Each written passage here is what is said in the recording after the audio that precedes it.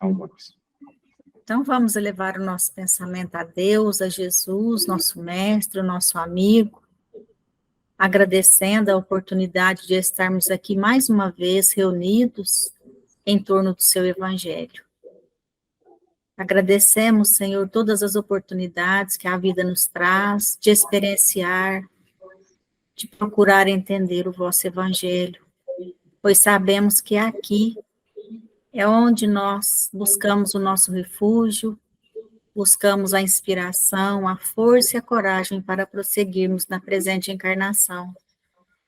Assim, Senhor, agradecidos e rogando o amparo da espiritualidade maior, nós iniciamos os nossos estudos do NEP Maria de Nazaré, na tarde de hoje. Que Jesus nos abençoe. Pai nosso que estais no céu, santificado seja o vosso nome. Venha a nós o vosso reino, seja feita a vossa vontade, assim na terra como nos céus. O pão de cada dia dá-nos hoje. Perdoai as nossas dívidas, assim como nós perdoamos aos nossos devedores. Mas não deixei-nos entregues às tentações, e livra-nos, Pai, de todos os males. Que Jesus nos abençoe. Assim seja. Obrigado mesmo. Bom, então hoje nós vamos estudar o capítulo 15, os versículos de 1 a 21. Agora a reunião vai dar certo, porque a Marlene acabou de chegar.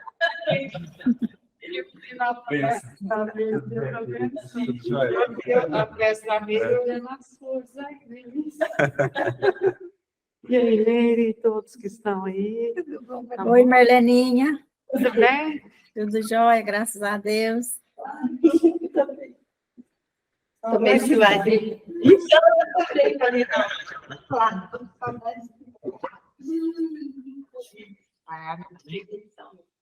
Vamos lá. Muito bom. Então, assim, ó, eu creio que a gente possa fazer mais de uma reunião sobre esses versículos. São muitos.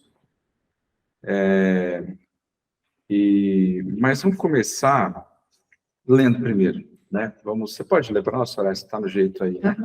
É Marlene, capítulo 15, Atos 15, do 1 ao 21. Pode ler, querido, pode acompanhar. Aqui, né? A reunião em Jerusalém. Isso, em Jerusalém, tá?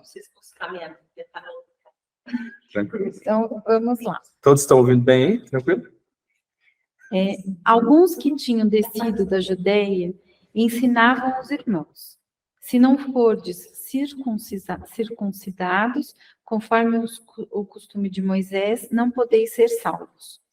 Tendo havido dissensão e não pouca discussão de Paulo e Barnabé com eles, os apóstolos e os anciãos designaram Paulo, Barnabé e mais alguns outros dentre eles para subirem a Jerusalém com respeito a esta controvérsia. Assim, providos para a viagem pela igreja, eles atravessaram tanto a Fenícia quanto a Samaria e, descrevendo minuciosamente a conversão dos gentios, davam grande alegria a todos os irmãos. Ao chegarem a Jerusalém, foram recebidos pela igreja, pelos apóstolos e anciãos. Relataram quantas coisas fizera Deus com eles. Levantaram-se, porém, alguns do partido dos fariseus que haviam crido, dizendo: é necessário circuncidá-los e prescrever que observem a lei de Moisés. Os apóstolos e os anciãos se reuniram para considerar este assunto. Havendo muita discussão, levantou-se Pedro e disse para eles: varões e irmãos, vós compreendeis que desde os primeiros dias Deus me escolheu dentre vós para ouvirem através da minha boca a palavra do Evangelho e crerem. E Deus, que conhece os corações, testemunhou, dando-lhes o Espírito Santo, como também a nós foi dado. Em nada distinguiu entre nós e eles, purificando os corações deles pela fé. Agora, portanto, por que testais a Deus ao colocar sobre o pescoço dos discípulos um jugo que nem nossos pais, nem nós pudemos carregar? Mas cremos ter sido salvos pela graça do Senhor Jesus, do mesmo modo que eles. Toda a multidão se calou e ouviu Barnabé e Paulo explicando quantos sinais e prodígios Deus fizera entre os gentios através deles. Depois que eles se calaram, respondeu Tiago, dizendo: varões irmãos, ouvi-me. Simeão explicou como Deus primeiramente visitou para tomar dentre os gentios um povo para o seu nome. E com isto se ajusta às palavras dos profetas, como está escrito: depois destas coisas, retornarei e edificarei a tenda caída de Davi. Reconstruirei as suas ruínas e as restaurarei, a fim de que os homens remanescentes busquem ao Senhor e todos os gentios sobre os quais foi invocado o meu nome sobre eles, diz o Senhor que fez estas coisas, conhecidas desde a antiguidade. Por isso, eu julgo que não devemos importunar os que dentre os gentios estão retornando para Deus, mas escrever-lhes para se absterem das contaminações dos ídolos da infidelidade, do animal estrangulado e do sangue. Pois Moisés tem em cada cidade, desde os tempos antigos, os que o proclamam nas sinagogas, onde é lido todos os santos. Tem bastante coisa aqui. Eu queria propor a gente falar um pouquinho sobre circuncisão de novo. É um tema que a gente já falou várias vezes, mas pelo menos a gente dá uma relembrada na simbologia, no que significa. Aí depois nós temos o Paulo Estevão dando um tanto de detalhes, tem muitas lições, eu acho que a gente poderia ler e tal, e passando pelo capítulo, né? E aí, daí para frente, a gente vê o que vem, porque os versículos são muitos, né? Então, acho que tem mais coisas aqui depois disso, tá? Vocês concordam? Então, vamos lembrar, o que nós aprendemos já sobre circuncisão, né? Que cada um lembra. Quer começar, Amélie? Você normalmente tem todo o cabedal de historicidade. A circuncisão, ela era tipo uma cirurgia que era feita todo varão, né? O primogênito tinha que fazer, né? Menino. E fala assim, no início, a circuncisão, Moisés, muitos fizeram, alguns falam que remete a Abraão, mas eu li aqui agora uma informação que eu não sabia, que Kai Barchutel fala que foi devido a uma doença que estava dando entre os meninos, que Moisés orienta a fazer circuncisão para salvá-los dessa enfermidade. É uma informação que eu ainda não conhecia, sinceramente, que eu me lembro, mas era na época de Abraão, né? Sobre o primogênito. Pode ser. Eu acho que deve ter tanta coisa aí que a gente nem sabe mais. Né? Mas eu vi... Tinha uma questão de identificação. Então, para você identificar se um judeu era judeu, então você precisava confirmar se ele era circuncidado. Tá? Então, tem a questão de você... É um sinal, né? Vamos falar assim, né? A outra questão seria a higiene mesmo. Eu estava ouvindo um vídeo no YouTube, ele falou, imagina o pessoal no deserto, não conseguia tomar banho, não tinha sabonete, não tinha as coisas que a gente tem hoje, quanto de doença não poderia ser ocasionada. Isso, que procede com o que você disse aí, né? E, inclusive, mas eles falam que o Abraão, acho que ele se circuncidou com 99 anos. Essa é o que roga. Na Bíblia hebraica tem, no livro de Gênesis tem essa passagem. Perfeito. Aí depois a simbologia da circuncisão, e é o que o Paulo fala nas cartas também, ela veio como para você circuncidar o coração. Então, se você está falando de uma pureza, se você está falando de uma conversão, que não seja uma conversão exterior, e que não seja uma pureza exterior apenas, mas que seja pelo coração. O verdadeiro judeu, ele deveria ser identificado pelo quanto ele realmente introjetou das lições da Torá, né? Então, assim, não tenho autoridade alguma para falar que isso está tudo certo, só um pouquinho, né? Principalmente essa parte aí simbólica, eu acho muito bonito, né? Acho que, como tudo, né? Se aplica, a gente vem tentando aprender isso, em tudo que a gente estuda, né? Mas, e também tem uma outra coisa que a Cláudia mandou aqui, Claudinha, minha esposa, que também os primogênitos eram circuncidados no 8º dia de vida. E me parece que é uma cerimônia que é muito emocionante até para eles. Não sei por que tem de tão profundo simbolicamente para eles, mas eles veem como um momento muito especial. E significa também a purificação da mãe também, do filho e da mãe, se eu não me engano. Uma coisa a ver com os dois. Tá? Então, eu não sei se alguém quer acrescentar alguma coisa. Quer acrescentar, Iris? Eu lembro da gente ter falado algumas vezes sobre esse assunto aqui no grupo. Não, mas era só, não era todos, era só o primogênito, era só ele, não era todos que tinha Todos. Com certeza. Se eu falei primogênito, escapou. São todos. Tá? Inclusive, tem um projeto, eu estava ouvindo esse ano falar ali agora mesmo no YouTube, lá em São Paulo, tem um projeto para os judeus não circuncidados poderem circuncidar. E aí tem de todas as idades vão lá, nesse centro específico para isso. É muito legal. Legal assim, é algo muito importante para eles. E a questão também, Ramon, quando teve o Holocausto, muitos eram identificados pela circuncisão, que era judeu. Infelizmente, né? Perfeito. Uma perseguição. Legal, olha só. Interessante, não sabe. Informação, né? Aí nesse E eu sentido foi pro mal. pensei, será que vai cair em desuso? E agora você falar, né? Não, o judeu mesmo ele é uma prática que se continua. Sim, tem vários sentidos. Tem vários sentidos para isso. Tá? Bom, então, legal. Nós lembramos, então, porque isso estava o Paulo. Ele vinha desse mundo ortodoxo, farisaico. Depois ele foi para o outro lado e falou assim, não tem que ter nada disso, nada de culto exterior, só aquilo realmente que a gente fez de verdade, né? Porque os gentios convertidos, judeus, teriam que ser circuncidados.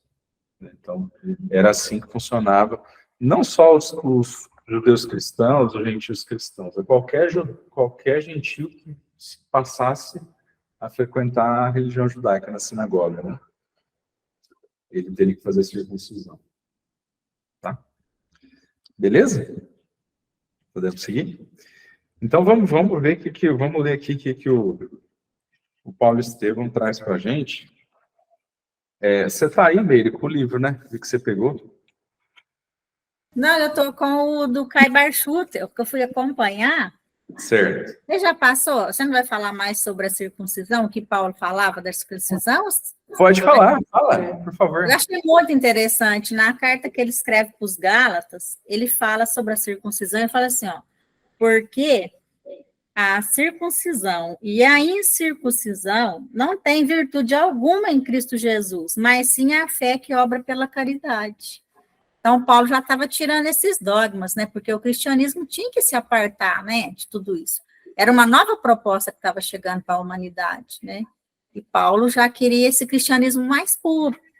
Aí, para os coríntios, ele fala assim, ó, a circuncisão nada é, e também a incircuncisão nada é, senão a que guarda os mandamentos de Deus.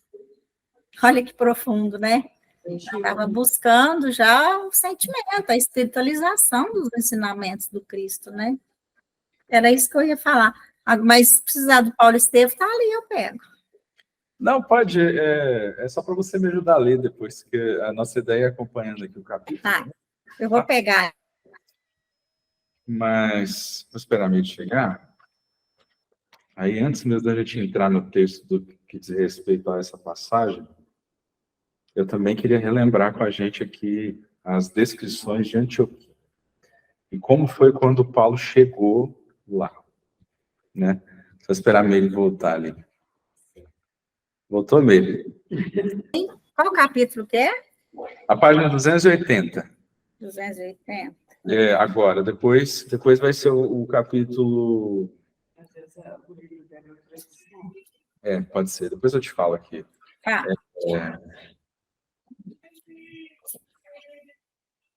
Tá pronto aí? Tá. Então, olha aqui. Nós vamos perceber a diferença. Tem uma sutileza aqui na Emmanuel que eu não tinha percebido ainda, depois que eu fui olhar. Cadê?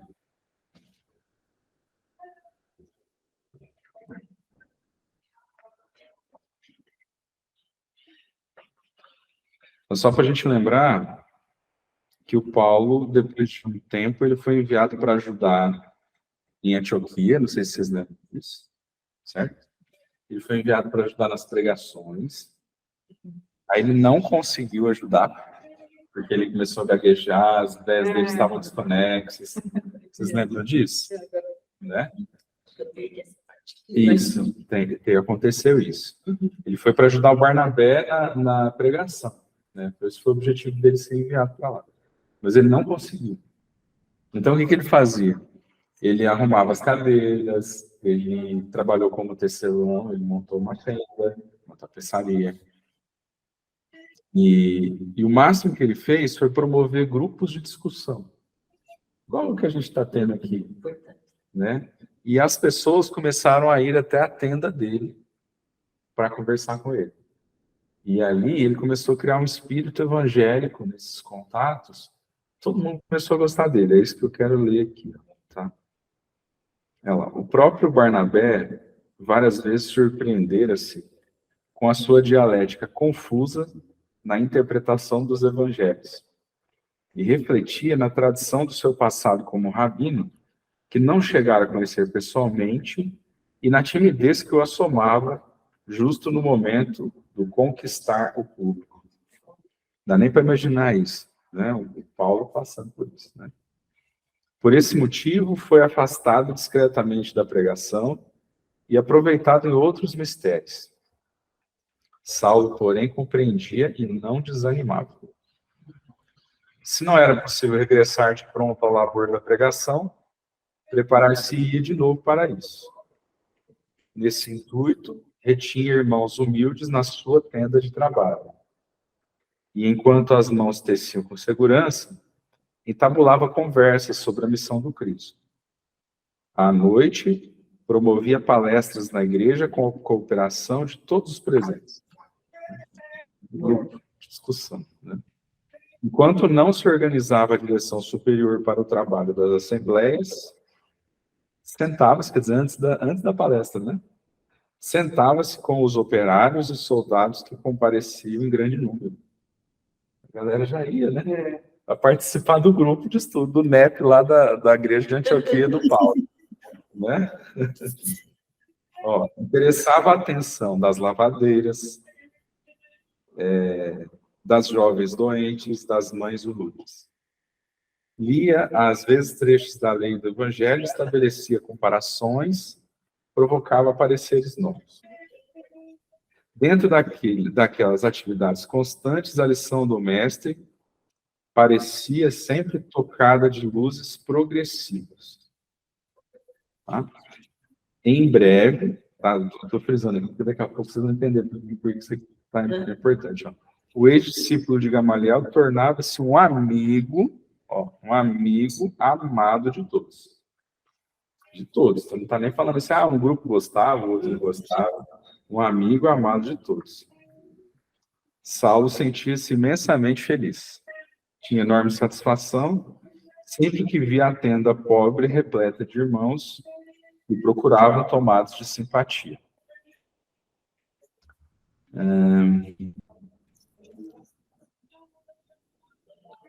Agora aqui, A instituição de Antioquia, olha, interessante, era então muito mais sedutora que a própria igreja de Jerusalém. Nós vimos isso, certo? É como se até tivesse mudado para lá, né? Vivia-se ali num ambiente de simplicidade pura, olha que legal. Sem qualquer preocupação com as disposições rigoristas do judaísmo. Tá? Então, nesse momento aqui, não tinha esse negócio de circuncisão, não tinha, tá? Ó, havia riqueza, porque não faltava trabalho.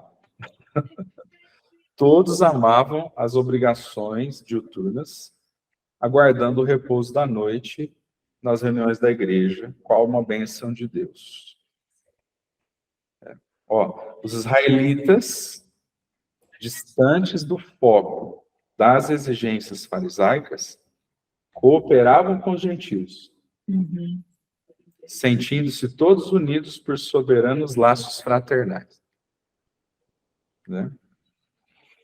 As assembleias eram dominadas por ascendentes profundos do amor espiritual.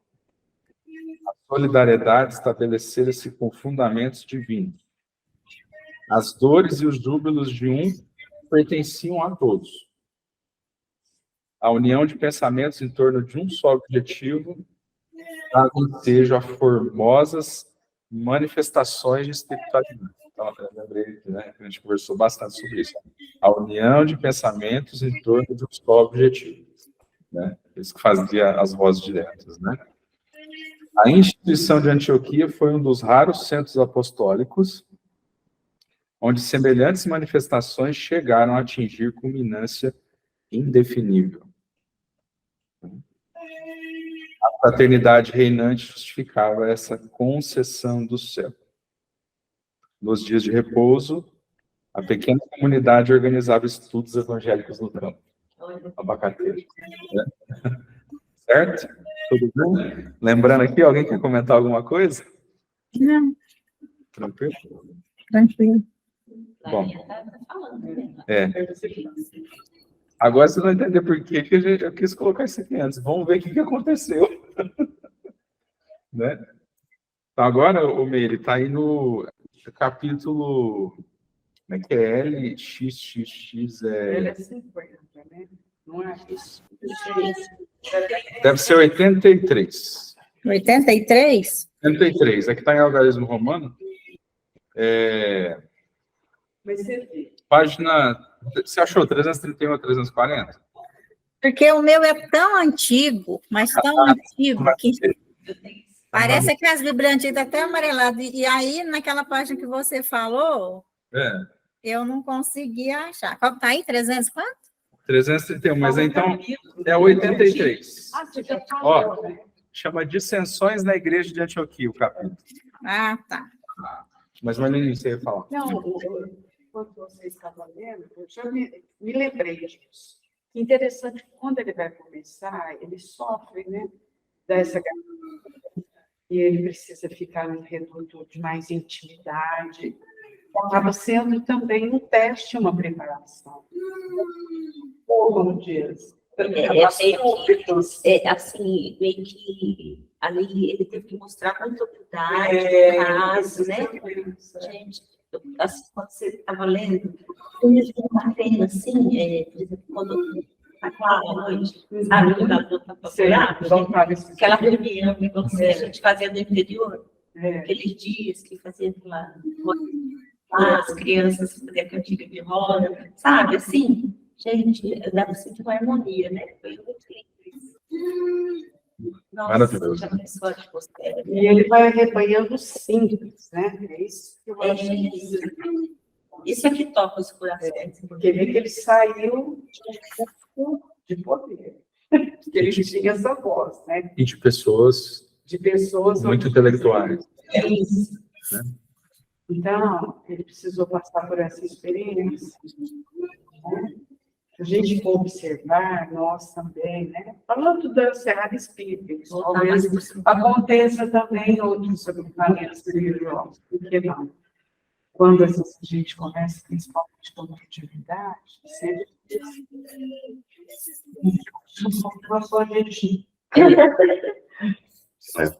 Verdade.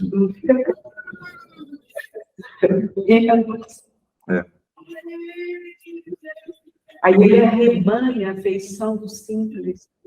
Arrebanha a feição do simples. E foi aqui depois também o Lucas apareceu. Bom, aí teve tudo todo o desdobramento que a gente já conhece, né? Mas é curioso porque Depois ele volta, aí nós vamos ver que o negócio já estava mudado. E é isso que acho que é a principal lição para a gente estudar, pelo menos para começar a estudar desse capítulo aqui, do 15. Né? Desculpa, hoje me veio uma interrogação. Será que na hora que, por exemplo, imagina alguém, por exemplo, se for uma palestra, mas eu digo assim, nesse sentido, né? Que o doutor da lei, de repente, está falando do alto, como se tivesse hoje mais humilde. Assim, será que quando a gente mostra uma certa arrogância, seria uma... Acho que pode ser sim. É uma das possibilidades. Tem gente que se esconde atrás disso. Que seria como se estivesse mostrando uma fortaleza, mas no fundo seria uma fraqueza. Porque o sábio mesmo, ele é humilde. O Senhor hoje me veio essa... Desculpa, gente. Sabe, outro dia eu pensei nessa linha aí, Jô, que você falou. Outro dia eu pensei assim, bom, a vaidade. A vaidade é o maior perigo para o médium, para todo mundo, na verdade. Porque é onde você pode se fascinar, né, por si mesmo, por alguma ideia, por qualquer coisa. Mas aí a gente vê na psicologia, por exemplo, que as crianças que não têm a atenção dos pais de forma adequada, ou pelo menos não significou aquilo direito, não vem ao caso a gente falar que é certo e errado, ela desenvolve essa necessidade de ter aprovação, de ter aplauso por causa dessa matriz do trauma psicológico. Eu fiquei me perguntando, mas então o que é vaidade, o que é isso? Né? Como é que a gente distinguiria, né, a raiz da vaidade que existe dentro de cada um de nós, se é realmente um vício que a gente traz aí de outras encarnações, ou se é fruto dessa experiência. Né? Não deixa de ser um desafio de você vencer isso. Né? Isso que eu ia falar. Mas, não é justificativo. Mas é interessante refletir. Ou, às vezes, as duas coisas estão bem entranhadas e a gente se entender. Né? Tipo, às vezes o espírito vem acostumado a ser o mais importante do planeta Terra, a última bolacha do pacote, e recebe um tratamento igual a todo mundo. E aí se sente assim. Né? Então, eu também não sei, não tenho uma resposta. Estou trazendo para você aqui que acho que são coisas, como a gente agora está vivendo numa sociedade que tem acesso a essas ideias, a gente tem que agora buscar conjugar. Né? E principalmente a gente está trabalhando no nosso autoconhecimento, né? Exatamente. Porque se a pessoa só ficar trabalhando na vaidade e não for lá nesse fundo, não vai resolver o problema, não. Né? Por outro lado, se vai que ela não tem outro problema, mas ela traz o vício mesmo de querer ser mais importante que Deus, né? Essa cair é ficha, né? Então, eu não sei. O Haroldo falou isso ontem e hoje. Que a pessoa tira Deus do centro, porque ontem ele fez assim, ele começou fazendo um apanhado da justiça humana, né? A justiça humana. Para depois foi construindo para chegar no perdão. Então, falou, o que acontece? É que o ser humano, ele tira Deus do centro e quer fazer o papel de Deus no julgamento do seu semelhante. Então, ele falou assim, muitas pessoas me perguntam, como você, sendo um juiz, um palestrante espírita, você julga as pessoas? Ele falou, não, meu irmão, todo mundo está muito enganado, eu não julgo pessoas, eu julgo processos. É o que está ali no processo que ele vai. Então, quem julga é aquele lá de cima, é ele, né? E assim mesmo ele falou, julga usando um termo para a gente entender, mas a gente sabe que a justiça divina não é de julgamento, né? Ela é de oportunidade, né? A gente vai experienciando. A gente fala assim, por questão da lei de causa e efeito, porque ele falou assim, que todo mundo, na hora que está semeando, é extremamente feliz. Né? Está com o livre-arbítrio, está semeando e está feliz. Está semeando mal, está semeando a discórdia, está super feliz. Mas na hora da colheita, aí é o pranto e o ranger de dente que Jesus fala. Aí pode reclamar, né? Xingar, né? Então, achei muito interessante ele fazer essa construção, porque às vezes a gente quer fazer o papel de Deus. Né? Quer julgar, quer condenar, quer mostrar. Às vezes a gente não consegue cuidar nem dos nossos problemas, quer resolver o problema do vizinho. É. Legal, ótimo. Então, você foi legal essa provocação. Eu acho que ela tem bastante a ver com o conteúdo aqui que a gente vai entrar em contato, né? Então, eu vou lendo um pouco, vocês me ajudem, tá? Então, o capítulo é o 83, e é Dissensões na Igreja de Antioquia. Os dois dedicados missionários haviam voltado em uma fase de grandes dificuldades para a instituição. Então, lembra que eles fizeram a viagem todinha e voltaram, né? Depois de 4 anos. Então, eles deixaram a igreja de Antioquia daquele jeito que nós lemos ali. Aí é Paulo e Barnabé. Paulo e Barnabé. Será que eu nesse título que você falou, eu não encontrei no meu, que eu te falei que ele é muito antigo. O meu está escrito Lutas pelo Evangelho, mas deve ser eu mesmo, né? Porque tá, é o regresso de Paulo e Barnabé mesmo. O Lutas pelo Evangelho, acho que é antes. Ah, é antes? É. Então deixa eu seguir para frente. Ah, que bom. Então tá. Ó, ambos perceberam-nas contristados. Lembrando que o João Marcos foi com eles, desistiu dele no caminho, aquela coisa toda, né? As contendas de Jerusalém estendiam-se a toda a comunidade de Antioquia. O que tinha em Jerusalém chegou em Antioquia. As lutas da circuncisão estavam acesas. Né?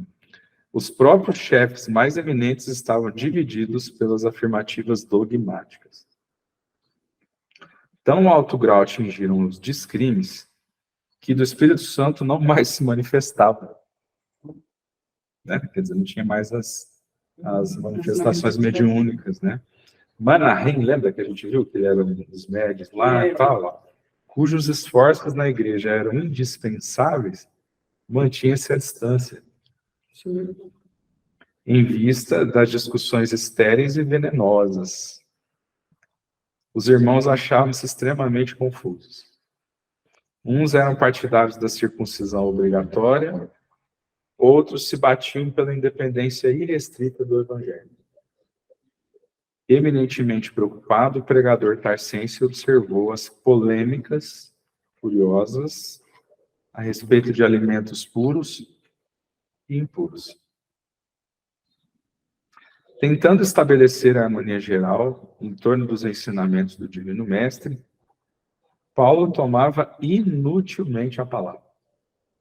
Aqui, lembrando, aqui ele já estava fera na palavra, hein? Ele já tinha feito toda a viagem, passado por todas aquelas cidades, convertido em pancada de gente, tomado um monte de pedrada, quer dizer, aqui ele já estava com uma autoridade moral. Não era só ter retomado a capacidade oratória, né? Está fortalecido já, né? Exatamente. Engraçado, porque você pensa assim, mas um cara desse aí já convence qualquer um, né? Conversa. Tá. Quem tiver pronto. Tem que estar perto, né? E aí, ó, explicando que o evangelho era livre e que a circuncisão era tão somente uma característica convencional da intolerância judaica. Não obstante sua autoridade inconteste, que se arolava de prestígio perante a comunidade inteira, em vista dos grandes valores espirituais conquistados na missão, os desentendimentos persistiam. Alguns elementos chegados de Jerusalém complicaram ainda mais a situação. Os menos rigorosos falavam da autoridade absoluta dos apóstolos galileus. Comentava-se a sorreufa. Sorreufa, alguém quer falar o que é? Simulado. Simulado. Simples assim. Então, que a palavra de Paulo e Barnabé, por muito inspirada que fosse nas lições do Evangelho, não era bastantemente autorizada para falar em nome de Jesus. Olha só, né? A igreja de Antioquia oscilava numa posição de imensa perplexidade. Perdera o sentido de unidade que a caracterizava nos primórdios. Cada qual doutrinava do ponto de vista pessoal. Os gentios eram tratados com zombarias. Organizavam-se movimentos a favor da circuncisão. Meio que assim, as influências ali tentando uma dissidência, Você vê, né? Tem em todo lugar, em todos os tempos, né? hoje nós temos, naquela época, Eu acho, Nossa, imagina, né? eu acho uma palavra-chave aqui que a gente pode buscar é perdeu a unidade. Então, a unidade de pensamentos unidos no mesmo ideal, a gente trazendo isso para a vida da gente, é o que não acontece hoje em dia entre as religiões, né? Porque aí tira o foco central da ideia, que é a mensagem de Jesus Cristo, e começa a pôr suas dificuldades humanas no meio daquilo tudo. É onde que começam as disenções, né? Aí você vai falar, foi lendo, eu fui lembrando, é o que o Haroldo foi falando hoje, a gente começa a colocar Deus no meio das nossas dificuldades humanas, achando que Jesus Cristo comunga das nossas imperfeições, não percebe que ele é um espírito puro, né? Porque ele estava falando sobre espiritismo e cristianismo. Aí é onde que perde essa unidade, porque Lucas dá esse nome para manter a unidade dos cristãos, né? Quando todos estiverem reunidos falando do Cristo, é para que nós possamos lembrar, estarmos unidos a Ele, né? Na conexão com o pensamento, né? Ô, Meire, você foi hoje, abriu um parênteses aí, vocês me permitem. Quando o Haroldo hoje fala daquele diálogo interreligioso, e que o cristão pergunta para Gandhi o que era preciso para fazer a Índia se tornar cristã, qual que é a resposta mesmo? Eu queria contar para os dois. Ele falou assim, que é o dia que os cristãos estivessem vivendo Jesus Cristo, não é? Foi isso que ele falou, são duas coisas, né? Vivendo Jesus Cristo, aí a Índia seria cristã. São duas respostas. Duas respostas eu tenho que lembrar, essa que eu consegui lembrar. Bom, já valeu, pronto, eu não lembrava nenhum. Às vezes eu vou lembrando, vou rememorando o que ele falou. Mas é verdade, é isso, né? Que se, como é que não precisava de livros nenhum, se tivesse O Sermão do Monte. o Sermão do Monte, foi ele, né? Ah, sim, mas eu não estava hoje. Eu fui só... Eu também não fui hoje, não pude, infelizmente. Eu estava pensando aqui nessa questão da circuncisão, né? Eu fui procurar para ver se achava mais alguma coisa. Mas eram distrações, na verdade, né? Quando ele fala da discussão estéril, é uma discussão estéril, né? Porque assim, não ia levar para lado nenhum. E isso a gente vê nas religiões hoje, né? Às vezes discussões sobre assuntos que muda falta, né? Mas é a mesma coisa. Então, várias situações, né? Naquela época foi a circuncisão, mas hoje a gente pode substituir por tantas outras coisas, né? Que, na verdade, só afastam as pessoas daquilo que é mais importante. É uma distração social, né? É uma distração, né? Você leva todo o sentido para algo material, né? Para uma marca, né? Como se aquilo for aqui, circuncisão compreendida como um ato de fé, né? Uma marca, né? E não é isso. Né? E essa marca é exterior. Ela não aquela circuncisão do coração faz muito mais sentido. Então, eu acho que a beleza desse estudo é justamente mostrar que o tempo passa, pode mudar um pouquinho o tema, mas são sempre temas que levam a discussões sérias, né? Que não vão levar a gente a lugar nenhum. Seria desgaste de energia. E a mesma E tira o foco do que é importante. Fechava-se uma porta porque não era circuncidado e hoje fecha essa porta porque é um homossexual, porque você entendeu? Então só muda. É isso mesmo, porque aqui o que ele está falando? Um pouquinho Doutrinava no seu ponto de vista. Da mesma E os gentios eram tratados com zombaria, exclusão. Isso aqui é exclusão. Separativismo, não é? Outro dia eu vi Cada um se acha melhor do que o outro para falar, para doutrinar, para falar um ponto de vista que tem, um modo de viver. Então, são as velhas dificuldades humanas que vão sendo retratadas ao longo dos séculos, né? E que vai culminar nessas dissensões, né? Discriminação. Eu achei interessante outro dia, eu vi uma entrevista do... Ai, gente, é da Cultura, esqueci o nome. Eu adoro aquele apresentador. Ele estava entrevistando alguém, eu acho que foi ele, nem lembro se foi exatamente ele. Eu vou tentar achar essa entrevista e eu mando para vocês.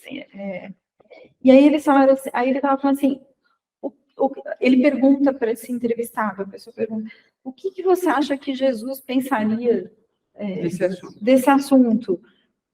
Assim, o que Jesus falou sobre isso naquela época? Nada. Isso não estava na pauta de Jesus. Jesus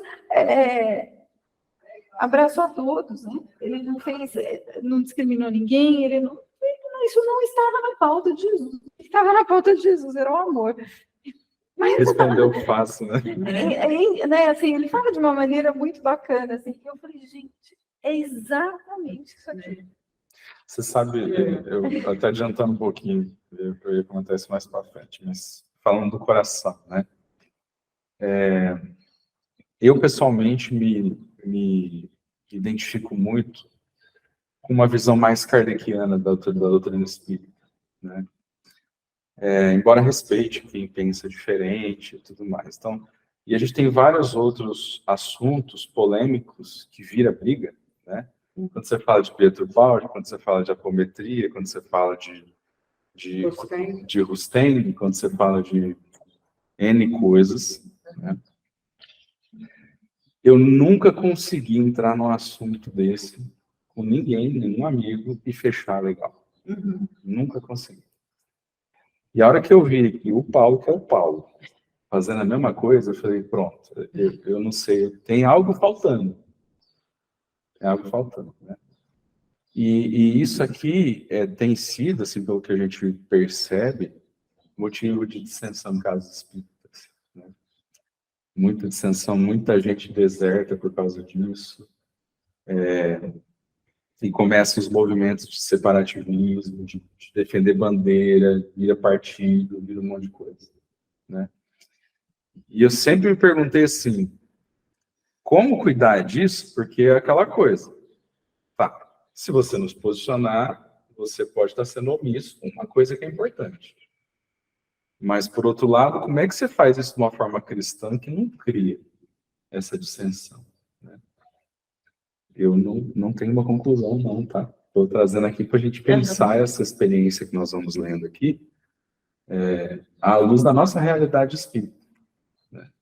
Que isso se desdobra, como vocês mesmos falaram, o socialista, o esquerdista, o capitalista, é a mesma coisa, né? Você conversa com quem defende um lado e quem defende o outro, dá na mesma, né? Um sai para lá com o seu extremismo, o outro sai para lá com o outro extremismo, e não deu certo, né?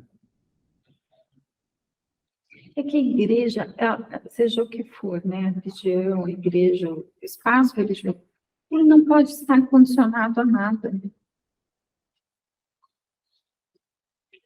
Não posso condicionar que eu seja de tal jeito para poder entrar. A palavra tem que ser para todos, né? A porta tem que estar aberta, porque senão não faz nenhum sentido. Não é assim. O amor é para todos, a palavra é para todos. Entra quem quer, né? Esse, eu acho que esse condicionamento, uma circuncisão, a você ser isso, ser aquilo, é para todo mundo, né? E a gente tem dificuldade de entender isso. Porque a gente gosta, o ser humano gosta de uma panelinha, né, gente? Faz as panelinhas, faz as fofoquinhas. Não é? A gente gosta do grupinho. Então, essa pureza que às vezes a gente vê na criança, né? Ainda está despertando ali, ela não vê essas diferenças. Ela aprende. Ela vai aprendendo a ver, mas ela não vê. Então, quando Jesus fala das crianças, é isso. Que a gente precisa se assemelhar, né? Voltar a ter esse olhar, né? Então, essas condições, eu acho que ainda hoje a gente vive isso. A gente, às vezes, fica pensando, nossa, falando da circuncisão, mas ainda há circuncisão em outros aspectos, né? A gente ainda se perde no que é essencial, né? Porque, é igual o Kardec falava, eu fico do lado de quem tem mais caridade, né? Ele falava isso. Mas vamos prosseguir. Como é que o Chico fala? Como é que é? dissolver um litro de verdade, não. É, Uma grama de verdade em um litro de amor. Um negócio assim, né? Acho que Mas é complicado, sabe o que é? Porque você pensa assim, são dois lados trazendo uma dissensão. Talvez um dos lados esteja mais correto, mas os dois trouxeram encrenca. E para a situação se resolver, alguém vai ter que se posicionar e alguém vai ter que sair fora. Entendeu? Para falar assim, não concordo, então tchau. Então, Entendeu? e o legal é conviver, tentar harmonia, independente de pensar diferente. O importante é que no amor, é que a gente concorde que no autoconhecimento, né, e seguir o exemplo de Jesus, que é a nossa meta, né? Nosso objetivo. Então, na hora que a gente fala de criança, aí me vem também assim, que muitas vezes a gente sofre, apanha um pouco da vida, né, das situações, por às vezes ter uma certa inocência, uma falta de malícia. E aí, parece que para a gente se tornar sábio, a gente também precisa adquirir um pouco dessa malícia, do entendimento, mas não a malícia no sentido de maldade, às vezes de Sagacidade. de ouvir e não, às vezes, não necessariamente se manifestar, tentar compreender, que seria o não julgar, né? Por o outro pensar diferente, por a vida ser dessa forma. Mas é importante isso também. Por exemplo, no caso que você citou, né? Eu conto com muitas pessoas, eu nunca discuti com ninguém. Mas o que eu penso? Se nós estamos estudando Kardec, aí vem o que defende o Hussein. Tudo bem, é um direito que ele tem, mas daí excluir as ideias, aí já... É um desrespeito dele para o grupo. Isso. É legal, achei o livro lá. Pretensão. Isso, no livro do... Mesma coisa, só um minutinho, Imagina. eu fui na igreja católica aqui da Santo Antônio, e o padre lá está professando, o sermão, tudo, e eu querer mostrar que Não é o lugar. quando Né? eu entro lá e escuto com respeito, aceitando ou não, mas eu devo me silenciar, né? Eu penso assim, porque o que aconteceu no movimento espírita? Eles começaram a imiscuir as ideias, aí foge do propósito. Não tem nada, cada um pensa, e aquilo que entra na pessoa é ok, né? Ela pode defender essa teoria, sem problema nenhum. Se falar aqui, aí é meio complicado. Vamos continuar estudando para ver se a gente chega aqui numa ideia. Não, é a mesma coisa. Isso. Mas vamos lá, vamos tentar pensar, porque o que acontece? Nós sempre vamos achar que estamos com a verdade, né? O outro também vai, né? Embora eu acho que o outro está errado, para mim o outro está errado, mas para ele eu também estou errado, né? E como é que a gente faz para manter um grupo assim, né? Eu não acho que a gente achar que está com a verdade. Eu acho que você vai comungar de uma ideia que naquele momento cabe no teu coração, no teu entendimento. E respeitar a ideia que cabe no teu coração e no seu entendimento. Eu penso assim. O que é verdade? Exatamente. Mas vamos lá. Aí o Paulo e o Barnabé decidiram mandar uma carta para o Simão e pedir para ele vir. Dá um help. Dá um help aí. Né? Vem ajudar. Exatamente. Porque tentou, o Barnabé tentou, não deu certo. Aí vamos lá. Paulo e Barnabé não cabiam em Sítio Contentes. Acompanhando Simão viera João Marcos. João Marcos veio lá, que legal. Que não abandonara de todo as atividades evangélicas. O grupo viveu lindas horas de confidências íntimas, a propósito das viagens missionárias relatadas inteligentemente pelo ex-rabino, e relativamente aos fatos que se desenrolaram em Jerusalém desde a morte do filho de Zebedeu, seria o Tiago menor, maior, né? Zebedeu maior, né? Contados por Simão Pedro, em singular colorido. Depois de bem informado da situação religiosa em Antioquia, o ex-pescador acrescentava: Em Jerusalém, nossas lutas são as mesmas. De um lado, a igreja cheia de necessitados, todos os dias. De outro, as perseguições sem entregas. No centro de todas as atividades permanece Tiago, com as mais ríspidas exigências. Às vezes sou tentado a lutar para restabelecer a liberdade dos princípios do mestre. Mas, como proceder? Isso eu vou falando. Quando a tempestade religiosa ameaça destruir o patrimônio que conseguimos oferecer aos aflitos do mundo, o farisaísmo esbarra na observância rigorosa do companheiro e é obrigado a paralisar a ação criminosa encetada desde muito tempo. Quer dizer, a hora que eles iam avançar, chegando o Tiago está fazendo tudo certinho, então não tem nada errado, então para por aí, né? Aí o Simão, se trabalhar por suprimir a influência, Simão, estarei precipitando a instituição de Jerusalém no abismo da destruição pelas tormentas políticas da grande cidade. E o programa do Cristo? E os necessitados? Seria justo prejudicarmos os mais desfavorecidos por causa de um ponto de vista pessoal?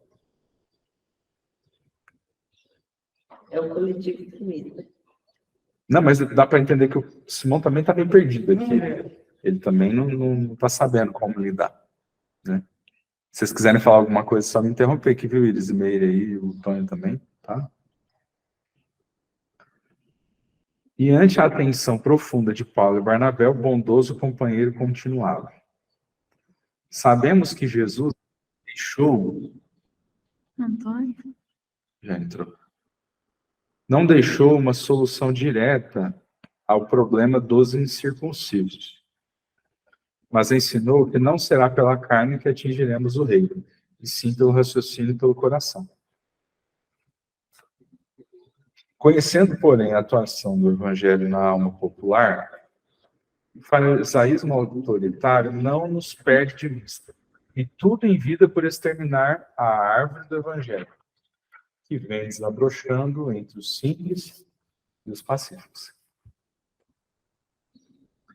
É indispensável, pois, todo cuidado de nossa parte, a fim de não causarmos prejuízos de qualquer natureza à planta divina.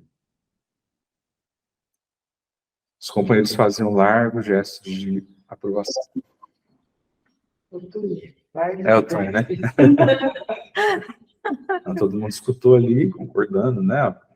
Revelando sua imensa capacidade para nortear uma ideia e congraçar os numerosos prosélitos em divergência, Simão Pedro tinha uma palavra adequada para cada situação, um esclarecimento justo para o problema mais singelo.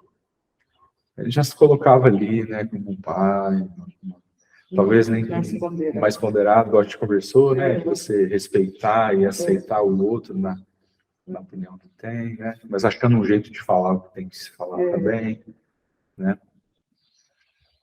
Aí, a comunidade antioquiana regozijava-se. Os gentios não ocultavam o júbilo que nos ia na alma. A gente está super contente. O generoso apóstolo a todos visitava pessoalmente, sem distinção ou preferência. Antepunha sempre um bom sorriso às apreensões dos amigos que receavam a alimentação pura.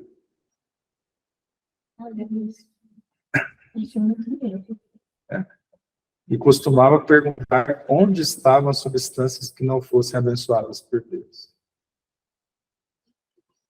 Paulo acompanhava-lhe os passos sem dissimular íntima satisfação. Paulo está contente. O Pedrão estava tombando para o lado dele aqui.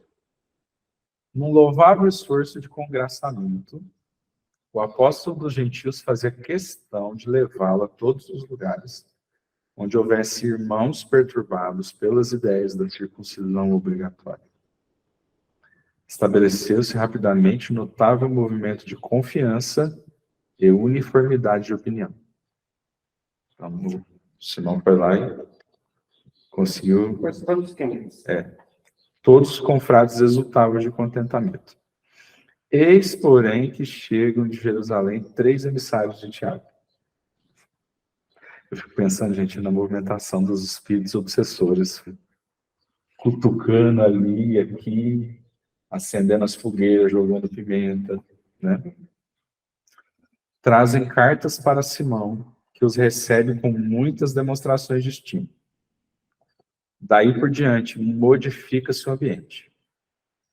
O ex-pescador de Cafarnaum, tão dado a simplicidade e a independência em Cristo Jesus, retrai-se imediatamente. Não mais atende aos convites dos incircuncisos. As festividades íntimas e carinhosas, organizadas em sua honra, já não contam com a sua presença alegre e amiga. Na igreja, modificou as mínimas atitudes. Sempre em companhia dos mensageiros de Jerusalém, que nunca o deixavam, quer dizer, a tropa estava ali com o fuzil na cabeça dele, né? Provavelmente. Parecia austero e triste, jamais se referindo à liberdade que o Evangelho outorgara à consciência humana. Alguém quer falar alguma coisa? É igual você estava lendo aí, me ocorreu sobre o batismo, né? Hoje nas igrejas evangélicas também. Mas até pouco tempo eu vivia, desenvolvi isso na igreja católica. Então, se você não era batizado, você estava fadado aí no inferno. Então, sim, né? Então, eu vivi muito isso, porque como eu nasci no ambiente espírita, eu não fui batizada. E depois nem batizei meus filhos, não tinha por que eu batizar meus filhos, né? Eu fui na igreja, vou batizar. Aí a sogra, eu dizia que eles iam para o inferno, fazendo igreja, estava casada, entendeu? Depois a vida mostrou que era bem assim. Mas tudo é rito, são símbolos que O subconsciente cobra por causa de uma coisa anterior.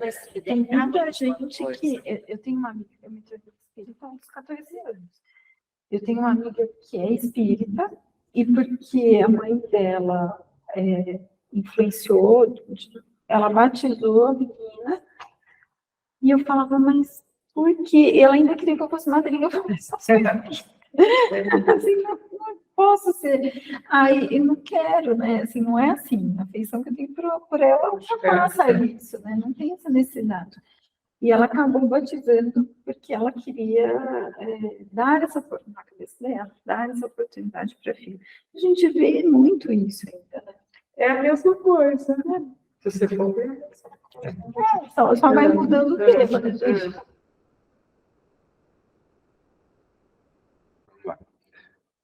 Paulo observou a transformação tomada de profundo desgosto.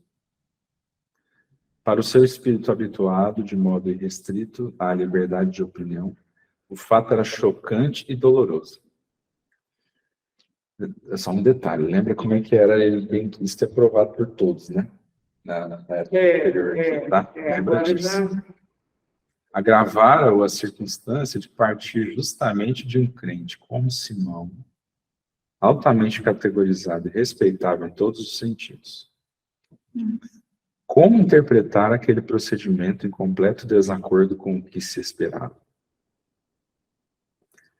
Ponderando a grandeza da sua tarefa junto dos gentios, a menor pergunta dos amigos nesse particular deixava-o confuso.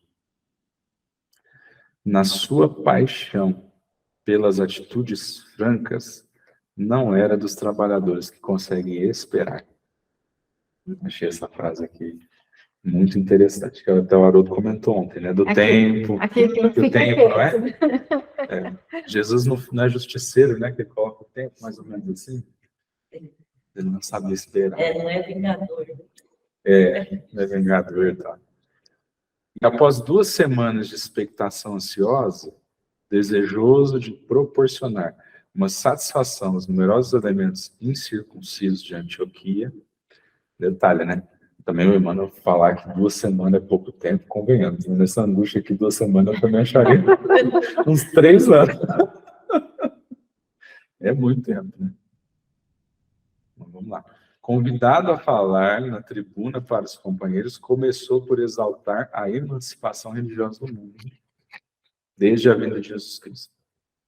Passou em revista, quer dizer, parecia o Haroldo fazendo toda aquela, organizando a ideia, aquela didática. Era o Paulo aqui, ó. O Evangelho, todo mundo, nossa, não sei o quê, arrepiando, né? Aí vem. Passou em revista as generosas demonstrações que o mestre dera aos publicanos e aos pecadores. Pedro ouviu assombrado, ó, com tanta erudição e recurso de hermenêutica, para ensinar aos ouvintes os princípios mais difíceis. Quer dizer, imagina a palestra que o Paulo está fazendo aqui. Mas devia ser bonito. Tá louco, né?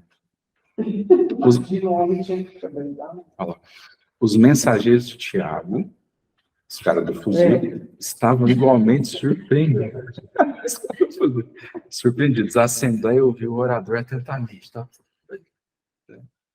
Em dado instante, o tecelão de Tarso olhou fixamente para o apóstolo Galileu e exclamou: irmãos, defendendo o nosso sentimento de unificação em Jesus, não posso disfarçar nosso desgosto em face dos últimos acontecimentos. Quero referir-me à atitude do nosso hóspede muito amado, Simão Pedro. Enfiou no meio da palestra uma cutucada, né? A quem deveríamos chamar mestre, se esse título não coubesse de fato e de direito ao nosso Salvador. Quer dizer, por que o Paulo não pegou, entrou numa sala e conversou os dois, né? Precisava fazer essa palestra desse jeito aqui, né? Com todo mundo ali presente, né? Aí a surpresa foi grande e o espanto geral. O apóstolo de Jerusalém também estava surpreso, mas parecia muito calmo. Se fosse eu já estava, sei lá. Por favor. Bom, ó, a parte da fala do Paulo, beleza, né? Não, Porque mas tu... expliquei com suas palavras. Ó, Por favor, Ramon. ó, É que deu um nó na minha cabeça. tranquilo, ó. Então, aí o Paulo, depois começou, fez aquela introdução, todo mundo arrepiando e tal, ele falou assim, ó, irmãos, defendendo o nosso sentimento de unificação em Jesus, não posso disfarçar nosso desgosto em face dos últimos acontecimentos. Na frente de todo mundo. Na frente de todo mundo. Então, mas por que ele se aborreceu com o que o Pedro falou? É porque, não sei se você observou, Pedro, depois Então, que ele chegou a ficou carta pedindo do Tiago, ajuda. depois que chegou a carta do Tiago, o Pedro mudou de comportamento. Ele não começou mais nem a atender as homenagens que o pessoal estava fazendo para ele. Toda vez que falava do assunto de circuncisão, ele não falava mais nada. Ele se omitiu. Entendi. Ele silenciou, ficou triste e carrancudo, Entendi. tá? Aí o Paulo agora, na frente de todo mundo, arma uma palestra para criticar ele. Veja. Essas são as... Você falava, viu, Meire? Essas são as artimanhas, é isso que eu queria falar, gente, porque... Alguma coisa pode estar querendo jogar o Paulo contra o Pedro, no sentido de pegar autoridade ali. Mas você sabe que, para mim, a visão que... Quem sou eu? Mas, assim, a visão que eu tive do Flash, assim, é o Pedro como se fosse o primeiro papo mesmo, sabe? Que a igreja era... Que seria, claro, depois desvirtuou, mas assim foi o que veio para mim. Você vai ver, vou falar mais aqui. Sobre a figura dele, tudo, você vai ver aqui, quer ver? É isso mesmo, mas é por aí. Ó, a surpresa foi grande e o espanto geral. O apóstolo de Jerusalém também estava surpreso, mas parecia muito calmo, quer dizer, ele também amorteceu, né? Porque eu já vi assim, o Paulo se posicionou. Agora Isso. eu tenho que Isso. me posicionar. A minha pergunta que eu fiz no Google é a seguinte: por que ele não falou isso em particular, né? Precisava fazer a palestra? Porque se ele falasse em particular, às vezes os outros não iam, e era necessário que todos ouvissem. Podia tentar antes, sei lá. Né? Mas aí, quando quer semear a discórdia, no caso, já está ali, de fininho, coisa a gente fala, a vaidade do Paulo, digamos ali, um resquício ali. No caso, quer pegar pessoas para comprar a ideia dele, no caso. E às vezes o Pedro foi meio assim, a sabedoria, na dúvida, a gente vai dizer, não é? Na dúvida, se ele dá um tempinho, Na dúvida, para acontece. Na hora que eu tenho certeza, a gente não fala nada, você não sabe de que lado que vai. Não é? Não sei, gente. Não, beleza, vamos ver aqui, ó. E Olha eu lá. já estou torcendo para um Paulo. Eu também. Em seguinte sentido. Seja o seu falar sim, sim, não, não. Isso. Não, é verdade. Se você for observar, E às vezes foi necessário falar na orelha É. de todo mundo, mas se o Pedro se manteve sereno, é porque ele entendeu.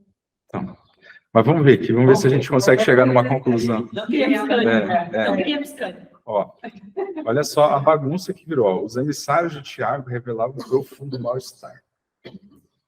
Barnabé estava livre, Era um clima. mas um climão, né? Como que eles falam? Então, e Paulo prosseguia sobranceiro. Sobranceiro, ó, que se presume altivo, arrogante, orgulhoso, ó. Né? Tava lá se achando, né? Simão, ele continuou. Tem personificado para nós um exemplo vivo. O mestre nos deixou como rocha de fé imortal. No seu coração generoso, temos depositado as mais vastas esperanças. Como interpretar seu procedimento, afastando-se dos irmãos incircuncisos, desde a chegada dos mensageiros de Jerusalém? Ele pôs o negócio a claro mesmo. Antes disso, comparecia aos nossos serões íntimos, comia do pão de nossas mesas. Se assim procura esclarecer a questão abertamente, não é pelo desejo de escandalizar quem quer que seja, mas porque só acredito num evangelho livre de todos os preconceitos errôneos do mundo, considerando que a palavra do Cristo não está algemada aos interesses inferiores do sacerdócio de qualquer natureza. Olha só, o ambiente carregado-se de nervosismo. Imagina que agora os espíritos obsessivos para tudo. Né? Foi firme, eu acho que ele tinha que ser. Então, aí, ó, os gentios de Antioquia fitavam o orador enternecidos e gratos. Simpatizantes do farisaísmo, ao contrário, não escondiam seu rancor em face daquela coragem quase audaciosa. Nesse instante, de olhos inflamados por sentimentos indefiníveis, Barnabé tomou a palavra, enquanto o orador fazia uma pausa e considerou. Paulo, sou dos que lamentam tua atitude neste passo. Agora o Barnabé, que concordava com Paulo, agora tomou partido do Pedro. Ó, com que direito poderás atacar a vida pura do continuador de Cristo Jesus? Isso inquiriu ele em tom altamente comovedor, com a voz embargada de lágrimas. Imagina o Barnabé. Ficou? Ó, Paulo e Pedro eram os seus melhores e mais caros amigos.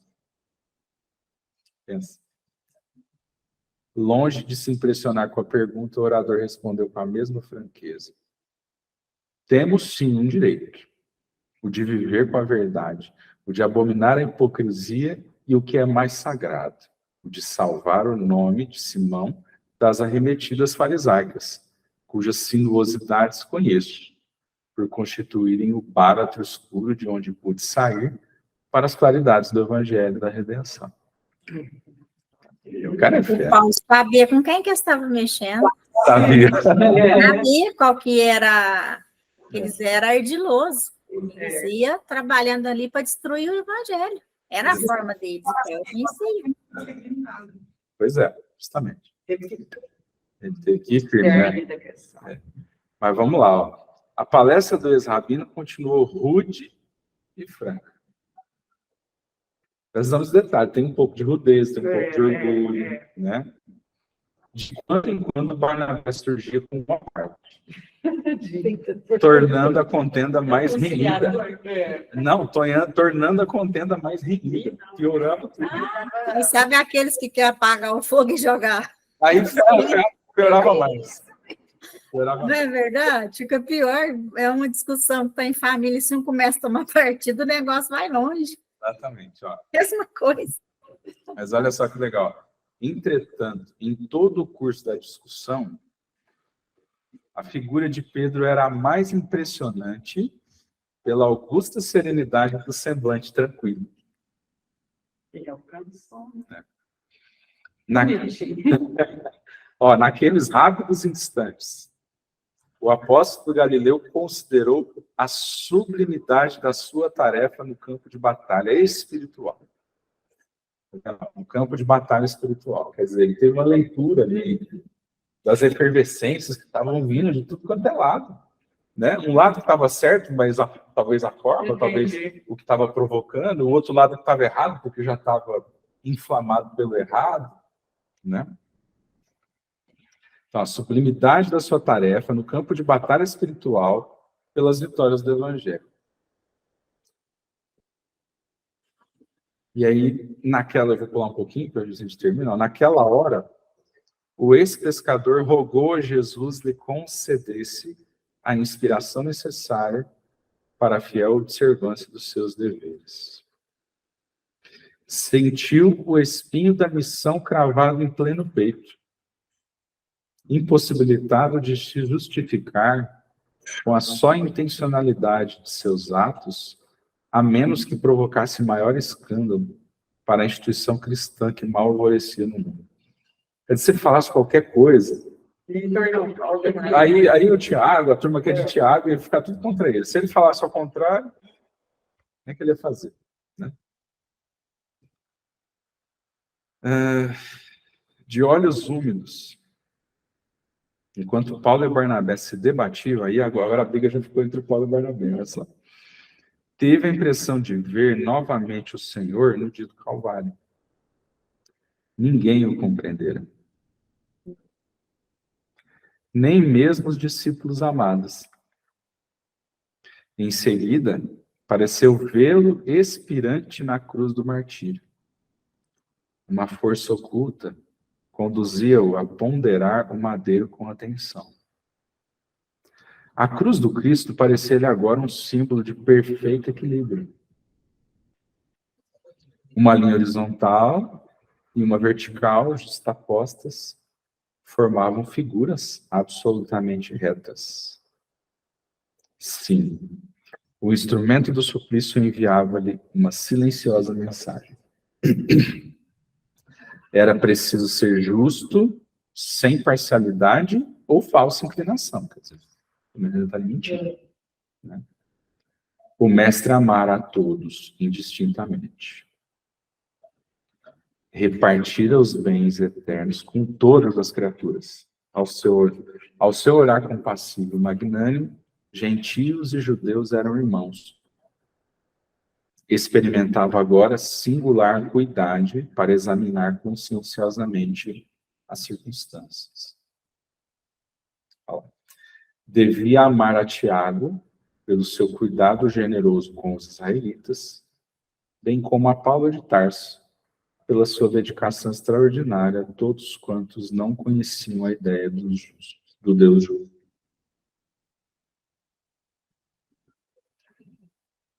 Porque o Tiago também teve um papel importante.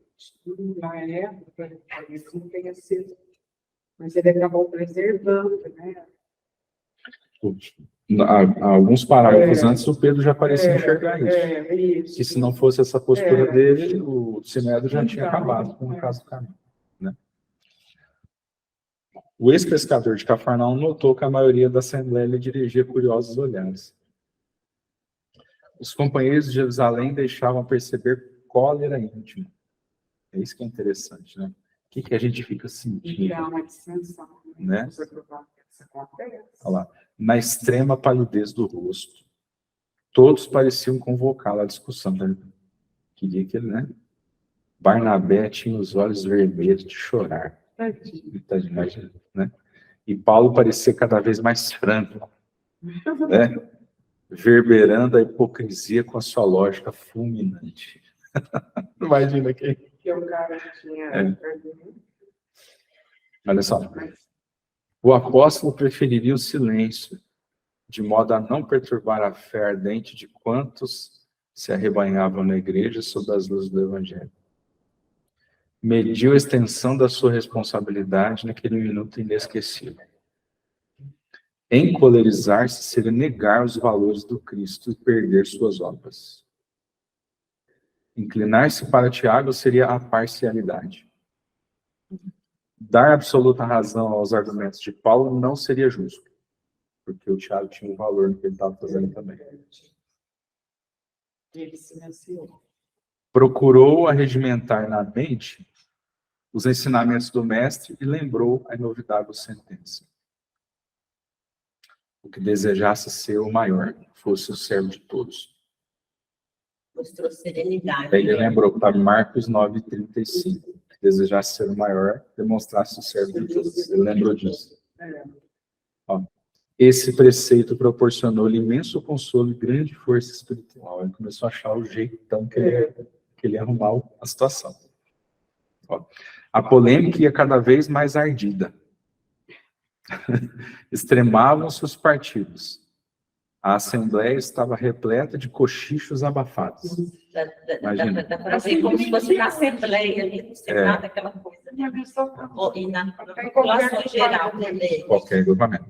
Aí, olha aqui, ó, o Emmanuel fala, ó, era natural prever uma franca explosão. Como que o Emmanuel fala? Valendo-se de uma pausa mais longa, ergueu a voz e logo apaziguou o tumulto.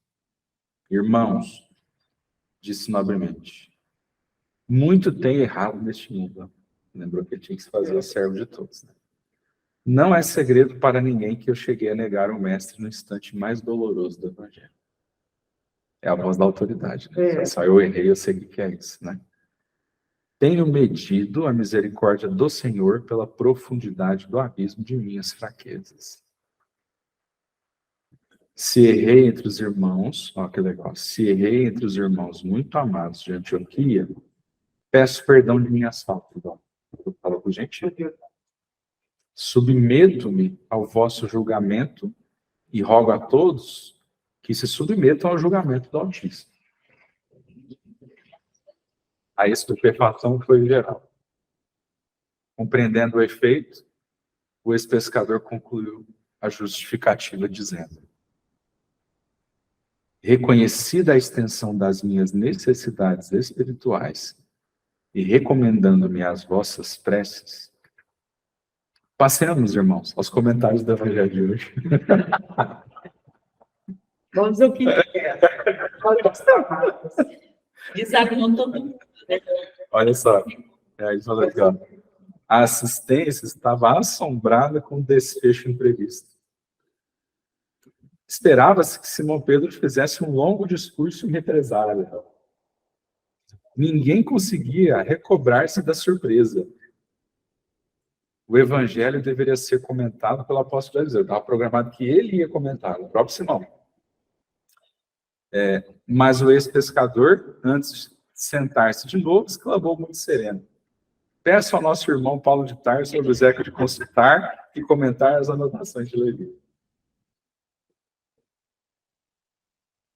Não obstante o constrangimento natural, o ex-rabino considerou o elevado alcance daquele pedido, aí o Paulo caiu a ficha.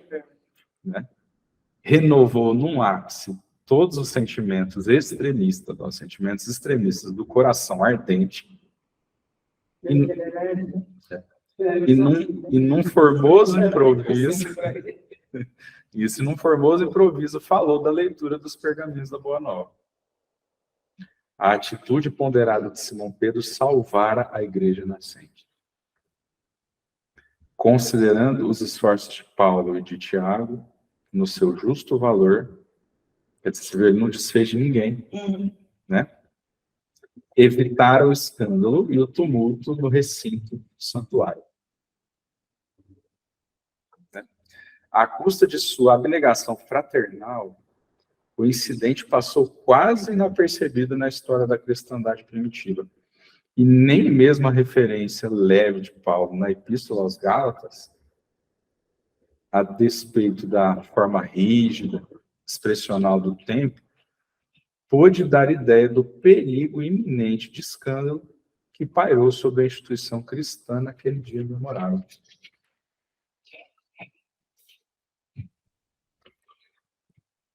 Aí depois, a gente fala que a palestra suave e generosa reaproximou Paulo e Barnabé, enquanto o ex-pescador discorria intencionalmente acalmando os ânimos.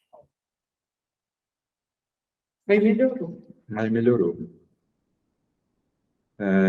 Olha só que legal, só para fechar aqui, a gente termina com algum comentário. O incidente a todos deixara tal ou qual perplexidade, mas as atitudes prudentes e afáveis do pescador conseguiram manter a coesão geral em torno do Evangelho, para a continuação das tarefas santificantes. Né? E aí o próprio Paulo teve a ideia de fazer uma reunião com os apóstolos lá em Jerusalém, aí todos devem lembrar. É o primeiro concílio que eles falam da igreja, né? Foi esse. Isso. Aí o Pedro ficou feliz, porque essa foi a solução, na verdade. Né? Tipo, bom, nós temos essas encrencas. Como é que nós vamos resolver? Então, reúne todo mundo que reconhecidamente tem alguma autoridade e vamos lá, vamos debater lá uma semana sobre isso e fazer uma carta para as igrejas dizendo qual que é a recomendação. Né? E aí foi o que aconteceu. Porque o Emmanuel comenta também que a árvore do evangelho era uma planta muito frágil ainda.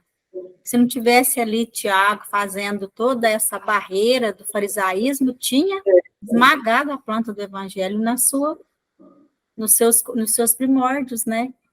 Então, aí é onde a gente vê, né, como Pedro foi prudente, coerente, né?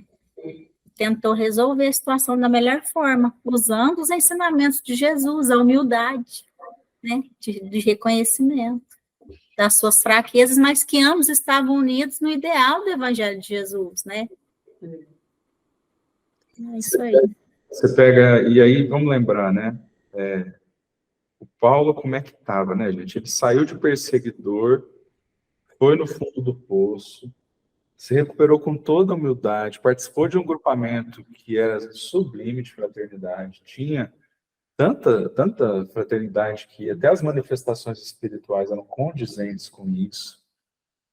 Saiu pelos gentios, fez esse trabalho incrível, mas aqui ele deu uma escorregada. Na verdade, era a estrutura dele também, né? Uma estrutura de paixão. Então, eu Mas acho que defender. essa que é aí que eu trago, assim, para mim, não sei para vocês, que é para cada um do seu jeito, né? Como que eu posso fazer para fazer o certo, mas como Simão Pedro, entende? eu acho que Simão tinha uma coisa, ele ensinou nessa passagem uma coisa importante. A causa está muito acima de tudo aquilo que pode nos incomodar. Somente. Ele fez um exercício que é para poucos, né, gente? Assim, você colocar a causa acima de tudo que você, às vezes, está segurando ali, do pessoal. te leva, né? Porque você, possivelmente, quando ele se posiciona dessa maneira, ele foi muito bem assistido. Porque ele percebeu que estava em risco, ele se colocou em último lugar ali, né? Falou, agora eu aqui não sou importante, o importante é salvar a causa. Então, eu acho que esse é um exercício difícil, né? Muitas vezes a gente se perde em discussões, tem, né, essa coisa, é algo que está muito acima disso, né? E às vezes o silêncio nos coloca nessa posição de Pedro, né? Sabe como que eu trago para a minha vida, assim, no dia a dia, essa situação? Porque eu luto muito por uma causa que seja a inclusão das pessoas com deficiência. Mas eu também não posso sair atropelando e querendo impor uma coisa para as pessoas que às vezes ainda elas não conseguem dar para a gente. Então, às vezes, em nome de uma causa, igual o Paulo estava intransigente nessa situação, era uma causa nobre, era a pureza do evangelho, era tirar o dogmatismo, mas é como o Ramon falou, a forma que isso estava sendo feita, né, impositiva. Então, eu penso assim, eu acredito que a causa, né, da inclusão, da verdade, ela é muito nobre, só que com isso tem uma forma correta de ser feita.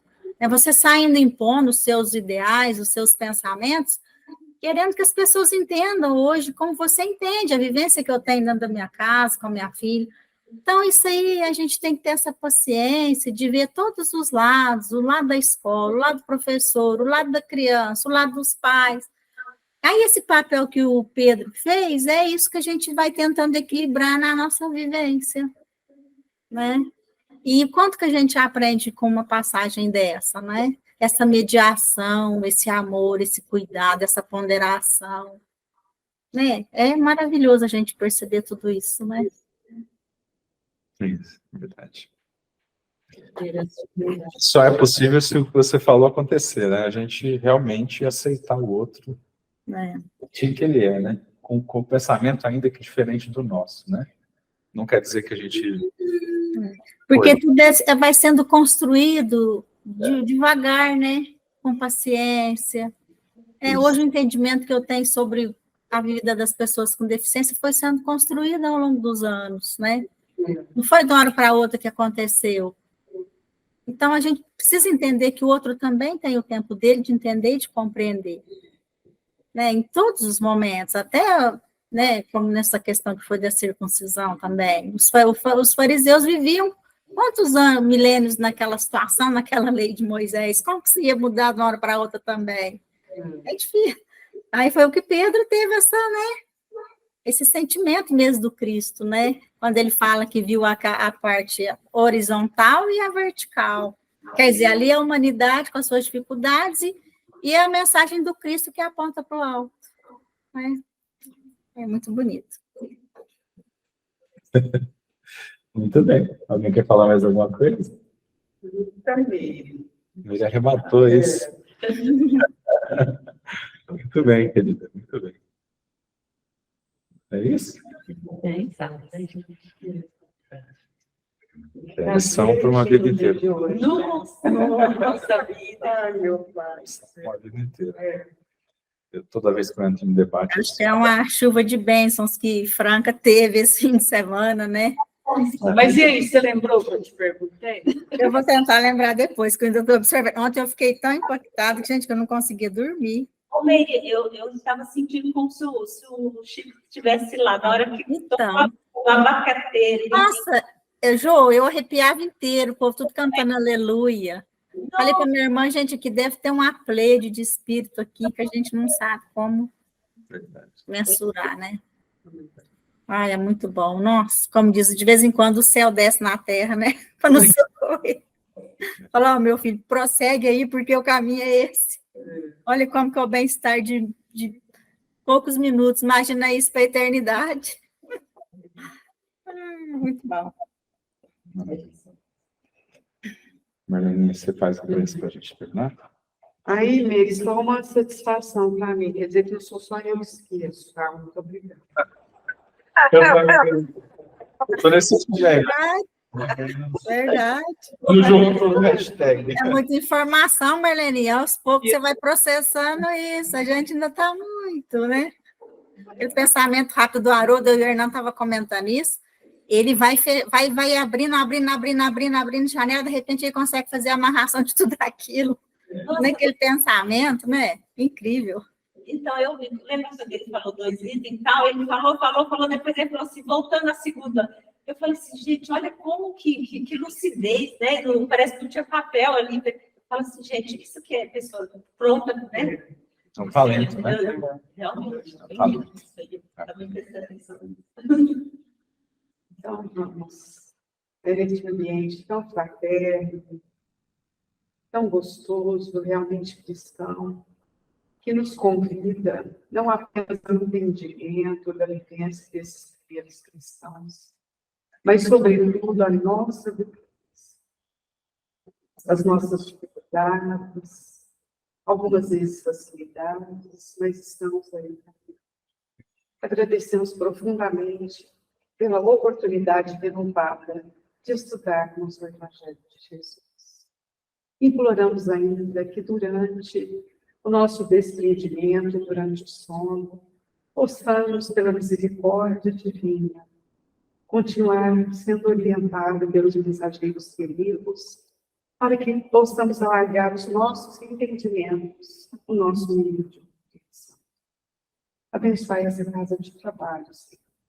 todos os companheiros que dividem conosco em todos os agrupamentos, o estudo do trabalho da organização, ao nosso querido Pedro, o André, a Lucélia, principalmente, Senhor, que receba o momento do seu testemunho, que ela tem feito com tanta galhardia, que ela possa receber o nosso abraço fraterno e carinhoso. Profundamente agradecidos pela oportunidade, encerramos o nosso estudo de hoje. Assim seja.